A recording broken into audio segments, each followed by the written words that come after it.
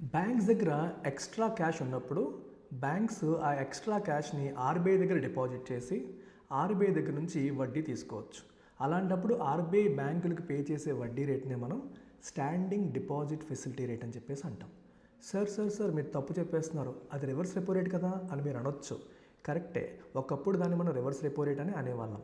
కాకపోతే reverse repo rate mechanism ప్రకారం బ్యాంకుల దగ్గర క్యాష్ ఉన్నప్పుడు అది ఆర్బీఐ దగ్గర డిపాజిట్ చేసేటప్పుడు ఆర్బీఐ బ్యాంకులకి కొల్లేటరల్ సమర్పించాల్సి వచ్చేది. కొల్లేటరల్ అంటే ఒక హామీ, అంటే ఒక 100 కోట్లు బ్యాంకు వాళ్ళు ఆర్బీఐ దగ్గర డిపాజిట్ చేస్తే ఆ 100 కోట్లకు తగ్గట్టు ఆర్బీఐ వాళ్ళు బ్యాంకులకి గవర్నమెంట్ సెక్యూరిటీస్ కానీ ఏదన్నా హామీ పత్రాలు ఇవ్వాల్సి వచ్చేది.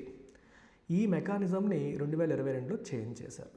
అదేంటి, ఆర్బీఐ వాళ్ళు కూడా బ్యాంకులకి హామీ ఇవ్వాల్సిన అవసరం ఏంటి అని చెప్పి అర్థం చేసుకున్నారు. మనకి డీమానిటైజేషన్ తర్వాత కోవిడ్ టైంలో కూడా బ్యాంకుల దగ్గర ఎక్సెస్ లిక్విడిటీ ఉండి వాళ్ళు ఆర్బీఐ దగ్గర పెడదాం అనుకుంటే ఆర్బీఐ దగ్గర కొల్లేటర్ లేని పరిస్థితి. తీసుకుందామంటే గవర్నమెంట్ సెక్యూరిటీస్ ఉండాలి, ఇనఫ్ గవర్నమెంట్ సెక్యూరిటీస్ లేక బ్యాంకుల దగ్గర ఎక్సెస్ క్యాష్ తీసుకోలేని పరిస్థితులు వచ్చాయి. అప్పుడు ఆర్బీఐ యాక్ట్ని అమెండ్ చేసి 2022లో standing deposit facility rate mechanism తీసుకొచ్చారు. దీని ద్వారా ఎటువంటి కొల్లేటరల్ లేకుండా, అంటే ఆర్బీఐ బ్యాంకులకు ఎటువంటి హామీ పత్రం ఇవ్వకుండానే బ్యాంకులు తమ దగ్గర ఉన్న ఎక్సెస్ క్యాష్ని ఆర్బీఐ దగ్గర డిపాజిట్ చేసి ఆర్బీఐ దగ్గర వడ్డీ తీసుకోవచ్చు.